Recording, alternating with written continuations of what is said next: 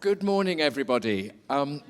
Those who were here on Sunday will know what a genius Steven Osborne is. His recital was absolutely outstanding. He's back, and he's going to be talking about a topic that has intrigued me, and I'm sure all of us, for most of our lives. What does music mean? We're delighted that the festival talks are sponsored by the Englefield Trust. Please now give a very warm welcome to Steven Osborne.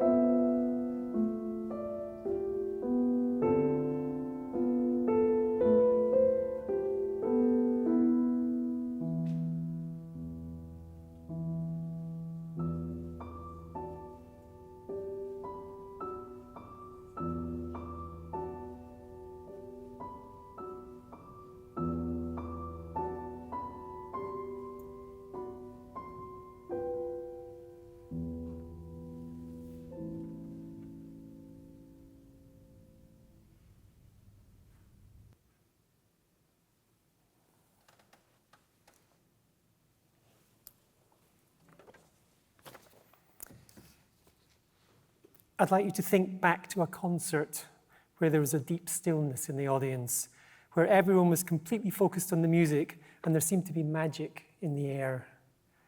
What's going on when that happens? That's the question I want to consider in this lecture. I became obsessed with this a few years ago. As I've got older, I felt increasingly able to create this kind of atmosphere in concerts, but I've always been puzzled about what was going on. In my early 20s, I was very religious and was comfortable just filing it under mystery. But gradually, I came to feel the need to understand it from a rational perspective. With other arts, it may not be easy to describe their power, but at least there's some point of contact with our experience. In a sculpture, there may be a human figure, posture, facial expressions that we can react to. In a painting of a sunset, it evokes both our own experiences of sunsets and the artist's. But what does music remind us of? What do we recognize in it? This takes me back to my university days studying aesthetics. Something very interesting changed in the thinking about music in the 19th century. Before that, Enlightenment thought held rationality as the highest of all values. This made music a rather poor cousin of the arts because its non-representational character made it seem rather irrational. But with the rise of Romanticism in the 19th century and its fascination with the subjective and the irrational, the mysterious power of music elevated it in the eyes of some to the highest of all the arts. Schopenhauer said that music manifests the inner essence of the world. Wagner said, Beethoven's music is the highest religion, preaching remorse and repentance. That's a direct quote. It sounds lovely, but it doesn't really help us understand what's actually going on. At the same time, there were those who thought that our responses to music had nothing to do with the music itself. The most famous of these was Edward Hanslick, who was a big champion of Brahms's music. He thought that our response to music was like our response to flowers. It may create an emotional response in us, but that emotional response has nothing to do with the flower or the music, as Hanslick would say. This view anticipates Stravinsky's view. Famously said that music's incapable of expressing anything except itself. But Stravinsky notwithstanding, in the 20th century, there's been a fairly general acceptance that music's intrinsically emotional in some way, but also a widespread tendency to get lost in philosophizing and to lose touch with our direct experience of it. There's one approach I find quite useful. There's a book by Derek Cook called The Language of Music. And in this book, he quite astutely shows how certain melodic phrases can suggest certain kinds of emotion. But he rather badly overreaches in his attempt to nail down precise meanings of certain melodic phrases. For example, a certain falling phrase means a sigh. Charles Rosen said it very well. He said, music has a very rich syntax, but a poor vocabulary. In other words, the same phrase might mean something completely different in different contexts. But that said, my approach in looking at music in this lecture will draw on Derek Cook's approach. The real problem for me in this exploration was that nothing I read got at the deep, visceral connection that we have to music.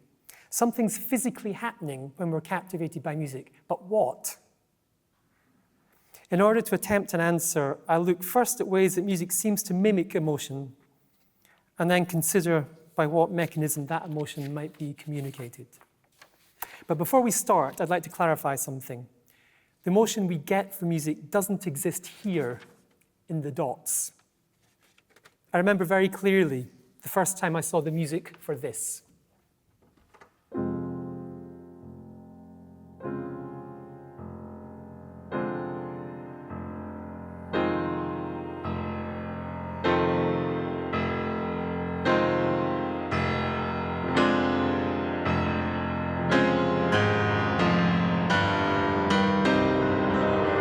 So on.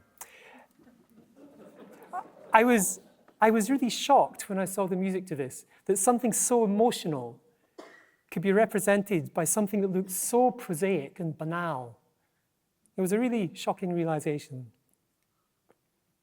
So, let's start by thinking of some obvious ways that music can mimic emotions. Firstly, there's the speed. When we're happy or excited, our bodies move faster than when we're slow or depressed. So in the speed of the music, that can help suggest certain areas of emotion. Secondly, there's the timbre, or the visceral quality of the sound. If I play you two chords, and I tell you that one of them is sad and one of them is angry, you don't even have to think about which is which. There's a very direct analogy with how our voices sound when we express these different emotions. And the third aspect is melody. So everything we say is melodic. The pitch of our voices are constantly changing as we speak. So if I ask you, how do you feel? And you say, I'm feeling great today. There's quite a wide pitch range. If you're depressed, say, oh, I'm feeling a bit tired. Much smaller range.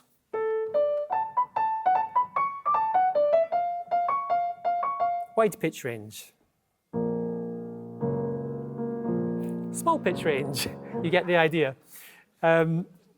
So these are aspects of music which have a direct, visceral impact on us. There's cross-cultural studies which show that these responses to music are pretty much universal. They deal with our basic biology. To go further than this, we need to start thinking about musical language. It has been thought that music is a universal language, but it's clearly not the case. There is a lovely story about an Indian man who came to his first classical music concert, an overture, concerto, symphony. And at the end of it, he asked his friend, why did they keep playing the same piece? Now, if that sounds a bit improbable, imagine that you're at an Indian classical music concert and you hear a bunch of ragas and they basically all sound the same. So different musical languages prioritize different aspects which are developed in the language. Ask yourself what this is about.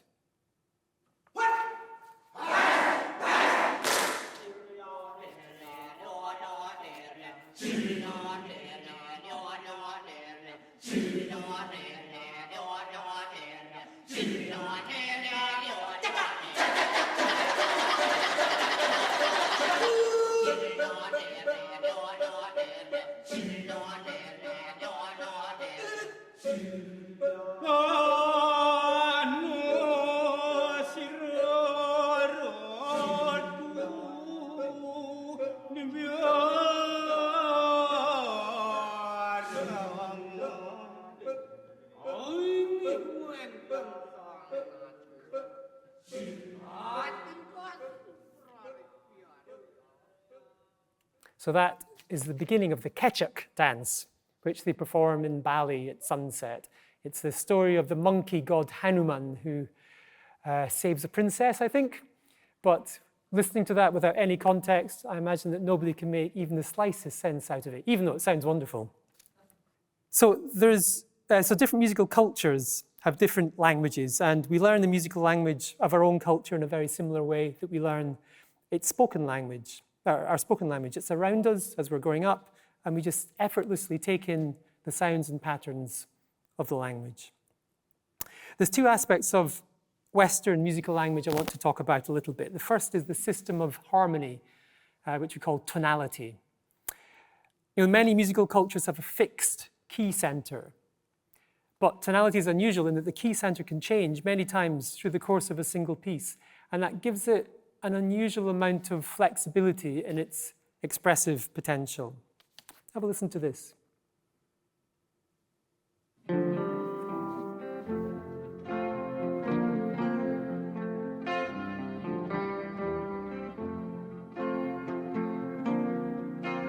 I was driving across the burning desert when I spotted 6 jet planes, leaving 6 white vapor trails across the bleak terrain. It was the hexagram of the heavens, it was the strings of my guitar.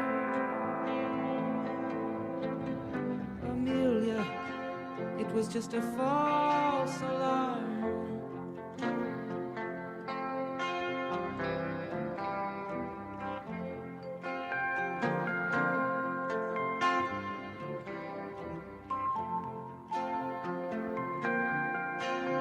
The drone of flying engines is a song so wild and blue, it scrambles time. That's one of my Desert Island discs. Joni Mitchell's Amelia from the album Hejira. So I'm not sure if you noticed, it's quite interesting. The song is in 2 keys. It keeps changing. So it starts in F major.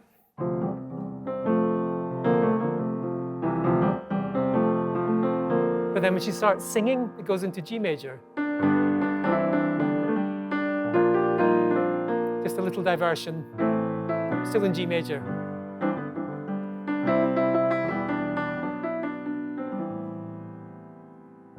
And then it goes back to F.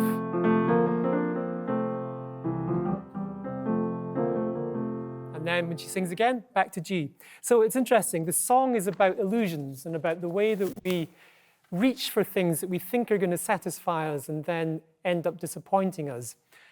And the key scheme perfectly mirrors this sense of reaching out in hope. The key goes up, sort of a more hopeful feel. And then with the line, Amelia, it was a false alarm. In other words, it didn't work. The key drops down again to F major. And there's this constant oscillation between the two of them in the song. So you can't actually tell what key the song's in. It's neither and both. So there's this question of tonality. The other thing I wanted to talk about was structure. In other words, our expectations of what follows what in general. So for example, if I say to you, there was a young lady named White, you immediately know what's going to follow, unless you're foreign. So in case there's anyone who has no idea what I'm talking about, this is the first line of a limerick, which is a kind of a joke in poem form, and it always goes something like, there was a young lady named White who traveled much faster than light. She set out one day in a relative way and came back the previous night. So in knowing that structure, it enables a joke writer to do interesting things with it. There once was a guy from Japan whose limericks never would scan. When asked why it was, he replied, it's because I always try to cram as many words into the last line as I possibly can. But without knowing the structure, there's no joke. Here's a musical example of a composer playing with our expectations. Beethoven might have started the Pastoral Symphony like this.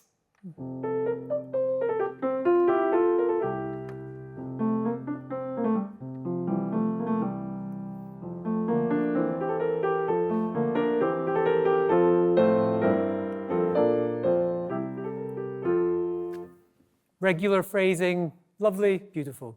What Beethoven does, of course, is different.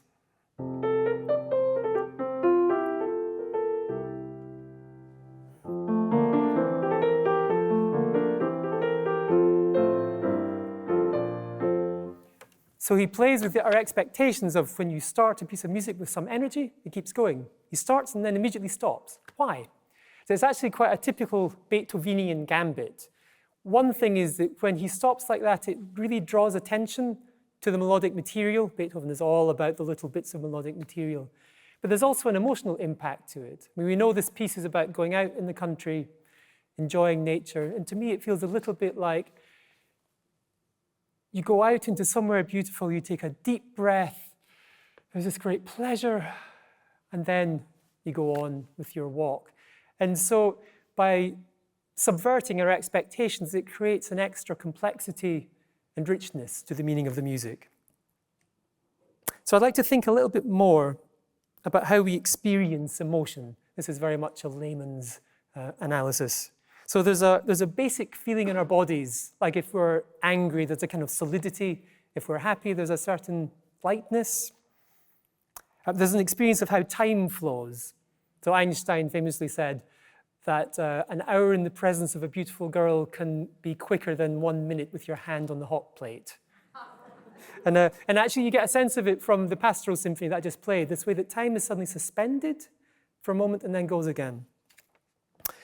And the third aspect is how active our brains are, like how much we're thinking. You know, there's certain emotions in which our brains are very active and certain emotions in which there's almost no thoughts. So music can pretty much capture all of this. Do you know that feeling of suddenly having a terrible thought? It's like it rushes into your brain and then you freeze. I left the oven on. And then there's this panicked wondering if it really is a threat. Did I leave it on? Oh no. It's definitely on. Actually, the funny thing is that there's documentary evidence that Beethoven wrote that piece after leaving the oven on. So the piece is fast. Why doesn't it sound happy? So one thing is that there's quite savage contrasts in it. There's very loud and there's much quieter. And when you're happy, you don't have these kind of contrasts. Your state of being is much more stable. It's in a minor key, not a major key. We tend to associate more negative emotions with minor keys than major, although why that is much too big a digression to get into. And the third thing is the question of how smoothly time seems to flow. So it's interesting, the little motive that Beethoven plays with, it always starts on the offbeat. So this would be starting on the beat.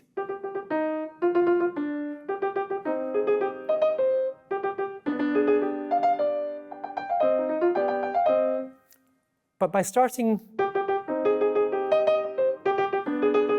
it's like there's this constant disturbing element to it. So part of the job of a performer is to kind of look at these patterns and see what it is the composer's trying to get at. You could play what Beethoven has wrote in a smoother way and miss this kind of jarring effect that the motive has. So in chopping up the time like that, it helps create this sense of unease. Here's another example from Beethoven, one of the most popular tunes he ever wrote.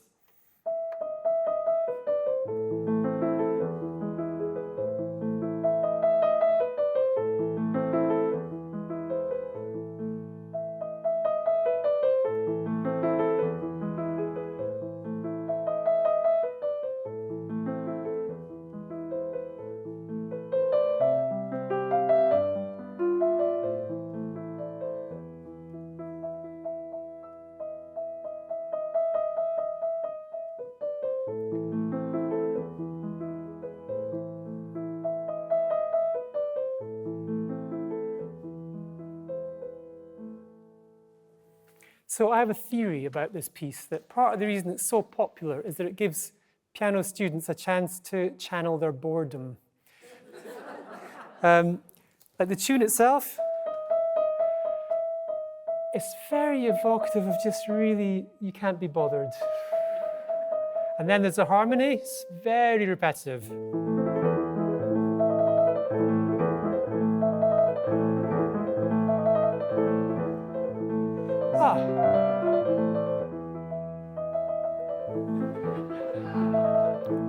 So I quite like the idea that Beethoven gave this gift to poor piano students.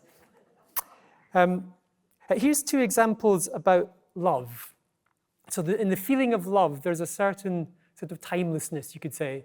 Like there's the object of your affection and sort of no other thoughts, just sort of stretching out endlessly. So the first is a picture of divine love. This is the first of Messiaen's 20 contemplations of the child Jesus. It's a picture of the love of God the Father. And the melody is this, which repeats. But the way that Messiaen orchestrates it, so to speak, is quite remarkable.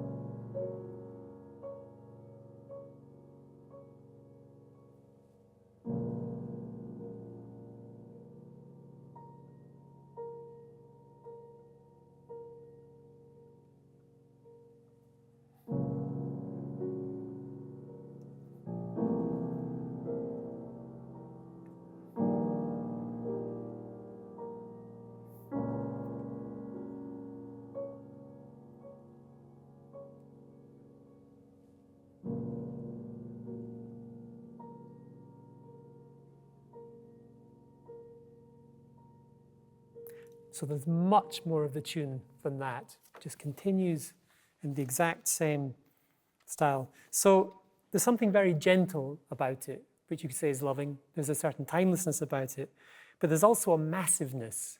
He sort of uses almost the whole keyboard in the orchestration of it. It makes me think of a blue whale somehow, something of sort of huge momentum and yet moving in a very gentle way.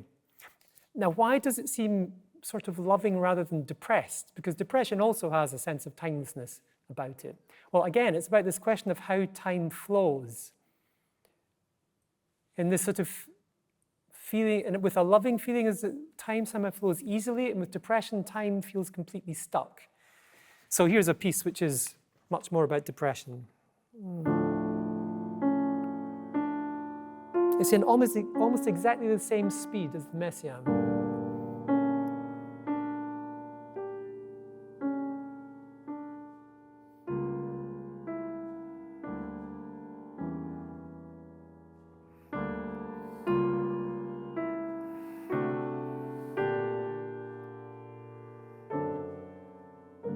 So that's the slow movement of Beethoven's Sonata Opus 10, number 3.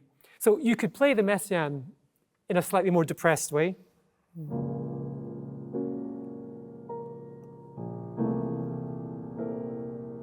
Which basically means just making it a bit heavier and thinking of every beat. But it doesn't quite work because it doesn't fit then with the harmony. But so all these different elements which come together for a performer, which all somehow have to coalesce to create a really vivid sense of emotion. Here's another example, Mahler's Adagietto from the Fifth Symphony.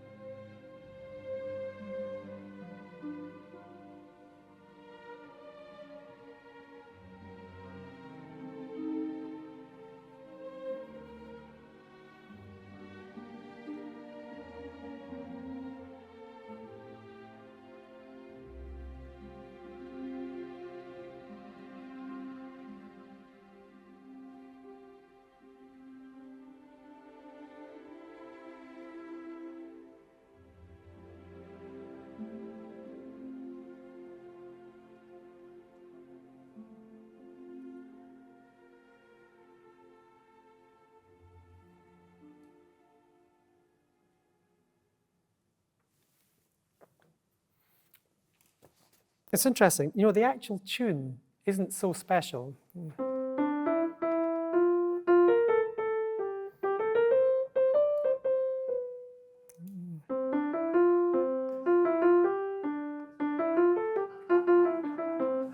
You know, it could seem almost banal, but of course, the way in which Mahler presents it, sort of very slow and gentle. Again, there's a kind of timelessness to it, but there's also a lot of subtle shifts of feeling as the melody progresses. We know that the piece is about love because there's an accompanying poem that Mahler sent his wife, which is about his love for her, but also about the kind of longing and the anguish, which is, goes alongside the love.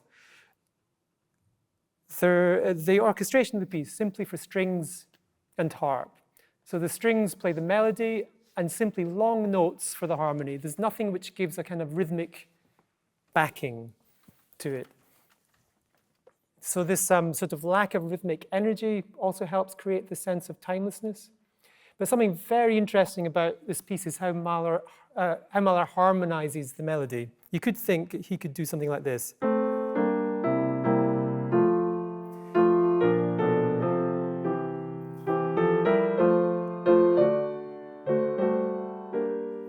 Rather Presbyterian.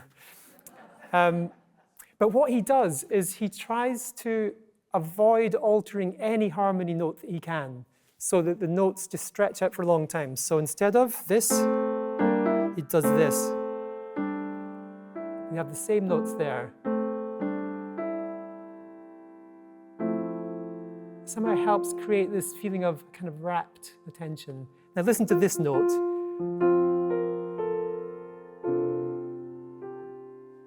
So instead of this, just sort of simple consonant, we have this kind of subtle dissonance. He keeps the note, this moment of consonance, and then immediately dissonance again. Still there. For my money, that's one of the most beautiful notes ever written. And by holding the harmony notes for a long time like this, it just creates this sort of sense of timelessness and this subtly shifting sense of dissonance and consonance. It's just so beautifully done. Alongside that, there's a harp accompaniment which fills in a little bit of the rhythm, but still leaves lots of space for this timelessness. But most of all, the harp gives this kind of magical sheen to the whole thing, you know, in the way that when we're in love, it's like life is transfigured somehow. So in all, it's a really masterful piece of characterization that Mahler creates. So all these things I've been talking about, these are like individual characters that composers can create. But what happens when you put different characters or emotions next to each other in a bigger structure? So I want to play you the whole of Schubert's second Moment Musical. This is a piece, it's probably about 5 minutes, I think.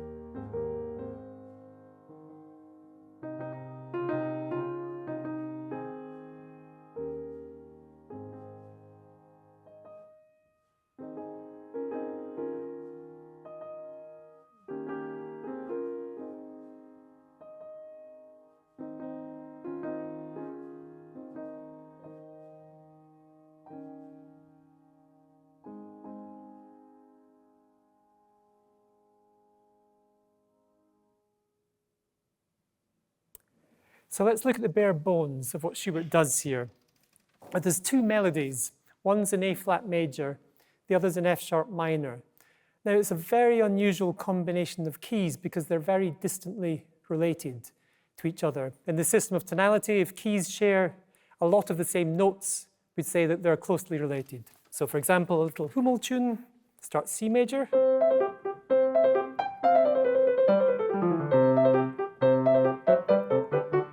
Goes to G major. So C, G. This is the only note which is different. Those are the notes for G, the notes for C. By contrast, what Schubert does in this modulation is equivalent to this.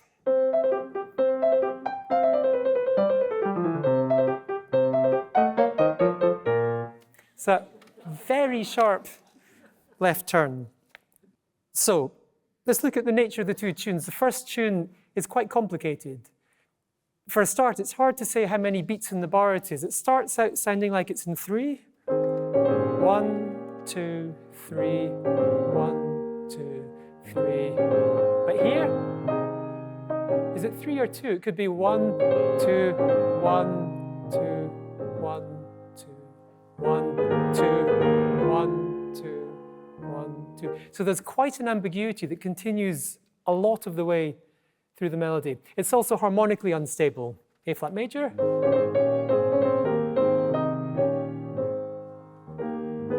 A-flat minor. This, E-flat minor.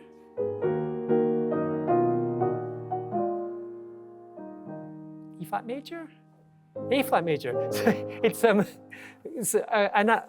Academics would disagree probably how to analyze what's happening even with the keys.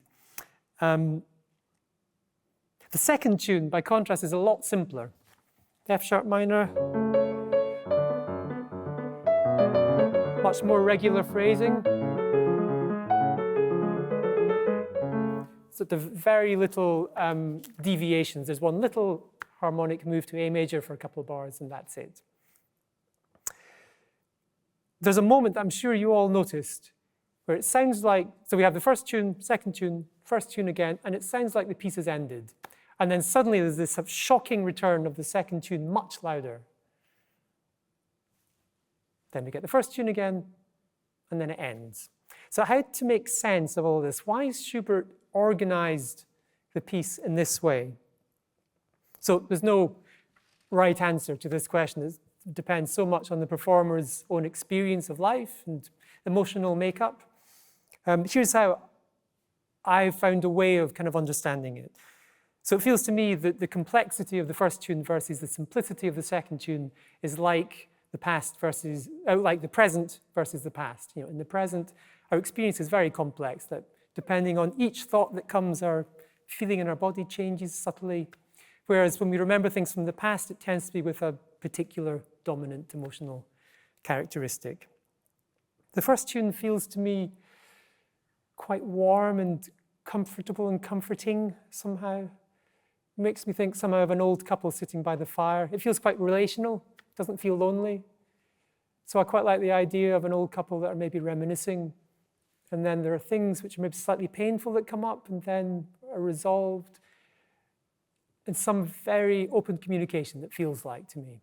And then maybe the second tune is like they happen upon something which was a central sadness. You know, this tune sort of has a certain mournful quality. But maybe something from a long time ago, maybe they couldn't have children, something like this. So something which at the time was incredibly difficult and which they found a way to process and to accept. And then we come back to the present and things seem to be settled. But then there's this huge eruption of this same mournful melody. So it feels to me that this is incredibly true to life, that our capacity for self-delusion, to tell ourselves that things are okay when they're maybe not, to want things to be resolved, and yet sometimes they can really lurk there and assert themselves without even our knowledge. It sort of suddenly happens. We find that we're still seized by these kind of feelings. But something funny happens the second time we get this tune, very impassioned. It ends differently. Instead of hit this, sounds like this.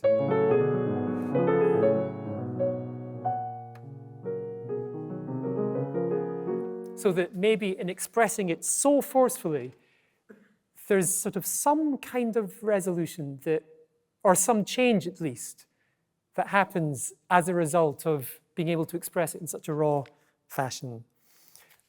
And then we get the first tune again. Now, this is very interesting. So the final, at the end of the piece, is exactly the same as how the piece seems to end before this huge outburst happens. So I'm curious, actually, that when you're listening, whether you actually felt, okay, this is the end, or if you were bracing yourself for another outburst. It's extremely ambiguous how Schubert's written this. He could easily have ended something like this.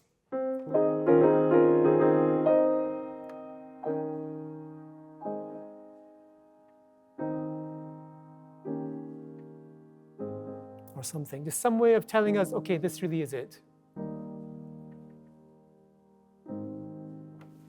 But by leaving it hanging in the air, it somehow makes the meaning so much more complex. I mean, Schubert, part of the real genius of Schubert's music is how he's able to allow so much emotional complexity to stay unresolved.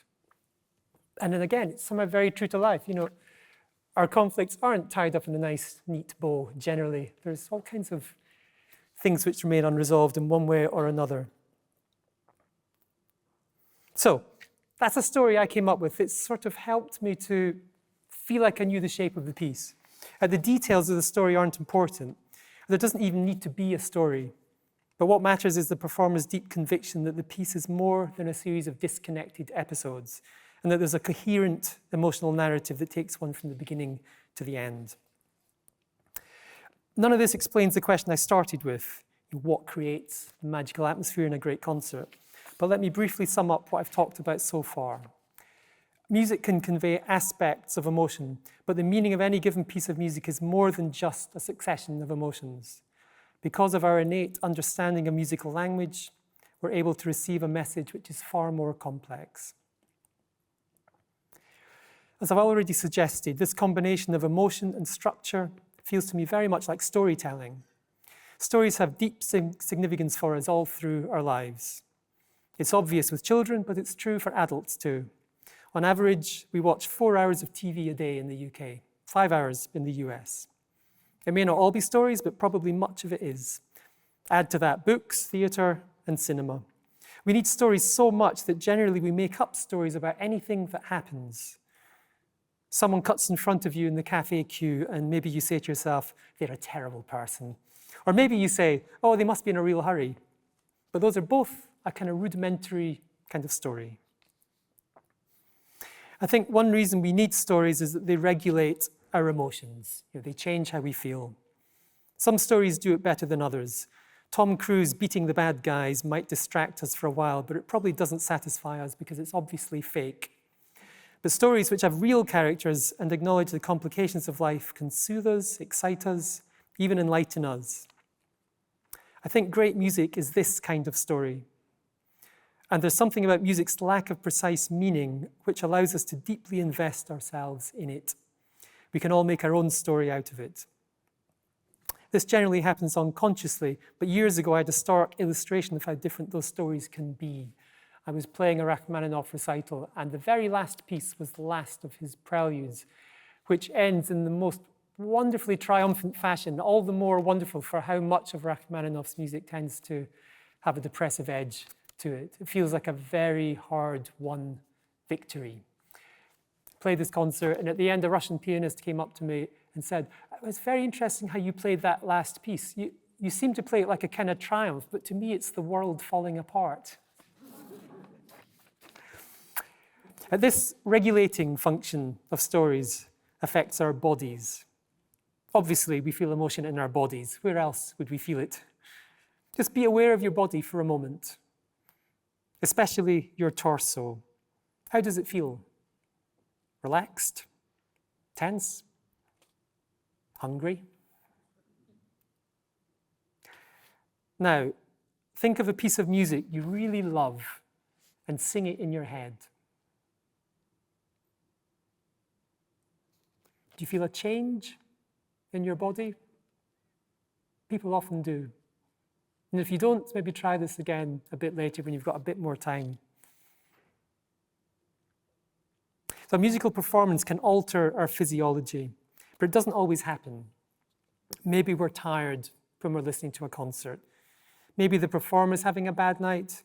Maybe we just don't like what the performer's doing. These are the disappointing concerts. But when it really works, the music literally changes how our body feels. To explore this further, I need to make a digression into biology. Have you ever had this experience? You're walking down the street, you see someone coming the other way, and in a split second, you feel like you know that person. You know what their character's like. There's no process of analysis. You just have this sort of knowing from the facial expression, from their posture. Well, scientists made a very surprising discovery in the early 1990s. They were studying brain activity in macaque monkeys, and they happened to notice something odd about the monkeys' motor neurons, the brain cells which activate the muscles. A monkey using a tool would cause certain motor neurons to fire as expected, but the same motor neurons in an observing monkey also fired, as if it were performing the action itself. This led to the discovery of what were christened mirror neurons, and we have them as well. They mean that when we see another person, these neurons literally embody in us what we observe of the other person's state. This is part of a profound biological sensitivity that we have to each other. The effect is incredibly subtle. There was an experiment done in the US where they had two groups of people who were read a list of disconnected words. One group, the control group, were read random words. The second group were read random words with a few words subtly related to old age in them. Florida, bingo, grey. The point of the exercise was to see how fast the participants walked away from the research center. And guess what? Those that had heard simply those words tangentially related to old age, on average, walked a little bit slower than the others. I had, I think, a related experience on the train a while ago. I could hear someone's headphones leaking out the drum beat, and I was kind of irritated. And I was trying not to be irritated, but I was. And then I suddenly realized that it wasn't headphones at all. It was the sound of the train on the tracks. And then I felt completely fine. And then a couple of minutes later, I thought, actually, it is headphones. And I got annoyed again. And it struck me how ridiculous it was that the exact same stimulus evoked these two completely different responses, depending on where I thought it came from. So we have this profound biological sensitivity to things which are of human origin. So this capacity is present from to some degree from birth. Scientists have established that newborns prefer faces with open eyes that are looking at them. They prefer happy faces to fearful ones. And there's even some evidence that newborns can mimic facial expressions. This isn't just a cool skill that babies have. It's crucial for their survival. Babies can't regulate their own emotions. They rely on others to do it for them. And that regulation happens when a caregiver attunes to the baby through these relational circuits. When attunement isn't present at a time when the baby needs it, it can cause great distress. And in extreme cases of this kind of deprivation, it can result in the near extinguishing of the self. There was a horrific demonstration of this when the conditions in Romanian orphanages were revealed after the fall of communism, which you might remember. It seemed like there was almost nothing behind the eyes of the children who were found there. Here are two experiments which show the importance of attunement. There's one called the still face experiment, where a parent, let's call it a mother, is interacting with her baby very playfully, easily. And then at a given sign, the mother adopts a neutral expression and stops interacting. And the baby generally immediately registers that something's happening and does its best to try and re-engage the mother. The mother does this for 2 minutes. You can see these things on YouTube. It's excruciating to watch. The baby does everything it can to try and so to speak, get its mother back, but very quickly becomes very upset. There's another experiment which shows even more the subtlety of this. So mother and baby interact, but via video screens. They're in different rooms. And that can work perfectly well. But at some point, the video feed from the mother is delayed by 30 seconds. And very quickly, again, the baby becomes upset. Why? Because why upset? The mother's still looking loving and connected. But what she is giving to the baby doesn't correspond to exactly what the baby is experiencing in that moment. So that's enough to disrupt this sense of the baby feeling connected to its mother. Have a listen to this. Sai do boteco, pai, vem falar com o bebê. Ai, ai, ai. Cadê o papai seu? Cadê? Cadê o papai seu? Cadê? Vem conversar com o bebê, papai, vem. É. Is there anything more musical than a baby's voice? Every utterance perfectly conveys its state of being. We know that much of what's communicated through speech lies in the musical or non-verbal aspects of our voice. So I think that we could say in this broader sense, music has a fundamental role in how we connect to each other. But I want to focus on the interaction between mother and baby on this recording.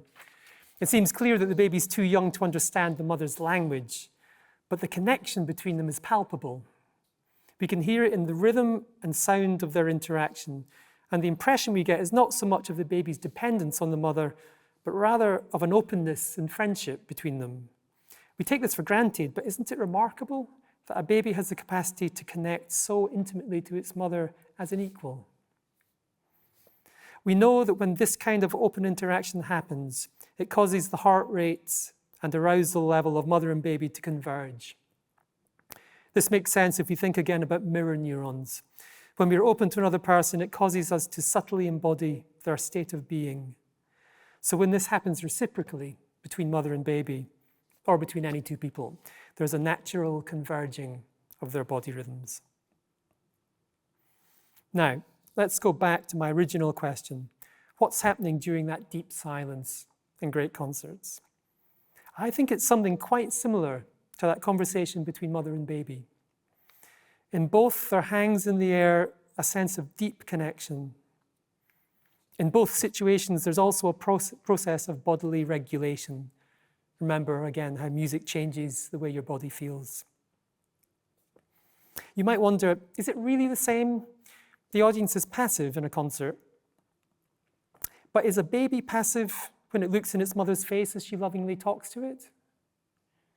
No, there's still something powerful happening between them. Likewise, when an audience is in rapt attention during a concert, the performer feels that. When I experience the stillness of an audience, it feels to me very potent, a presence, not an absence. So I think this is the point about great concerts. It's not magic. Rather, something is consistently being communicated by the performer, which the listener is able to attune to. If that sense of communication remains intact for long stretches of time, that's when the listener has a sense of being drawn out of themselves and into something magical. We never lose the need to feel connected to others. It makes us feel validated, valuable, and safe. In a concert, it's music that facilitates this bond. It joins listener to performer, but also listeners to each other. Shared attention powerfully connects us, especially in silence. Perhaps part of the magic of a great concert is that we experience something that feels so intimate and meaningful with hundreds or thousands of other people. In closing, it seems to me that the power of music to engage us must rest on our biological drive to connect to others. I said earlier that the dots on the page have no emotion in them. Instead, we've explored how they create patterns into which emotion can be read. The performer who delves into these patterns can create a special kind of story, a whole emotional world in which the audience can then share. But this sharing couldn't happen without our deeply embodied capacity to attune to each other. perhaps the power of music only feels mysterious because we underestimate how remarkable this capacity is. Sai do boteco, pai, vem falar com o bebê. Ai, ai, ai. Cadê o papai seu? Cadê? Cadê o papai seu? Cadê? Vem conversar com o bebê, papai, vem. Thank you. Sai do boteco.